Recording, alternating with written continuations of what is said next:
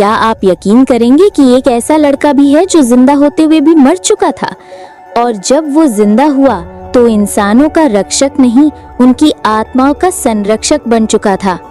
अब शुरू होती है भारत की सबसे यूनिक सुपर हीरो कहानी, सोल वॉकर।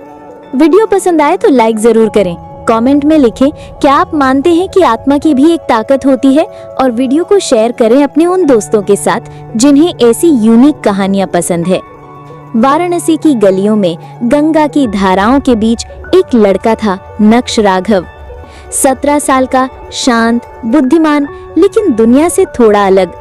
जबकि उसके माता पिता वैज्ञानिक थे, नक्श को आध्यात्म और पुरानी कहानियों में अधिक दिलचस्पी थी। हर शाम वो दशाश्वमेध घाट पर बैठकर संतों की बातें सुना करता और हर रोज अपनी डायरी में एक ही लाइन लिखा करता कि अगर आत्मा होती है तो वो क्या देखती होगी जब शरीर सो रहा होता है। लेकिन उसे क्या पता था, उसकी ये सोच एक दिन उसकी सबसे बड़ी हकीकत बन जाएगी। एक रात बारिश हो रही थी। नक्श अपनी साइकिल से लाइब्रेरी से लौट रहा था जब एक तेज सफेद गाड़ी ने उसे टक्कर मार दी। लोग भागे, एम्बुलेंस आई, लेकिन डॉक्टरों ने कहा ब्रेन डेड है, शरीर जिंदा है, लेकिन नक्श का दिमाग काम नहीं कर रहा, वो कोमा में चला गया। लेकिन कहानी वहीं खत्म नहीं हुई। जब शरीर आईसीयू में था, नक्श की आत्मा एक सुनहरे सफेद उजाले में जागी। चारों तरफ अजीब सी शांति और हवा थी। वो चल पा रहा था, सोच पा रहा था, लेकिन वो जानता था कि ये पृथ्वी नहीं है। एक आवाज आई, स्वागत है आत्मा योद्धा, अब तू सोल वॉकर है। ये थे त्रिकाल साधु, 300 साल पुराने एक आत्मा गुरु जो आत्मा लोक में भटकती आत्माओं को शक्ति और उद्देश्य सिखाते थे। इसी बीच पृथ्वी पर वाराणसी और आसपास के इलाकों में अजीब घटनाएं होने लगी। लोग नींद में जागते जागते पागल हो जाते, उनकी आंखें खाली होती और डॉक्टर कहते ब्रेन एक्टिव है, लेकिन ये इंसान कुछ महसूस नहीं कर रहा। ये सब कर रहा था विरासुर, एक दानव जो आत्माओं को चुराकर अपनी शक्ति बढ़ा रहा था। उसका एक ही मकसद था, इंसानों से उनकी आत्मा छीनकर खुद को अमर बनाना।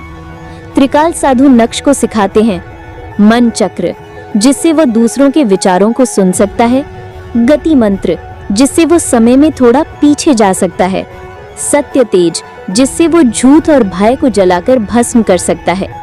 नक्श पूछता है, मैं ये सब क्यों सीख रहा हूँ?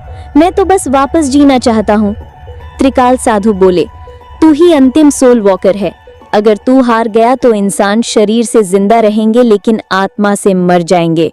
एक आत्मा लोकीय दृष्टि में नक्श को पता चलता है कि विरासुर असल में कोई और नहीं बल्कि उसका अपना पिता डॉक्टर विवेक राघव है, जिन्होंने विज्ञान के नाम पर आत्मा की सीमाओं को तोड़ने की कोशिश की और खुद एक दानव में बदल गए।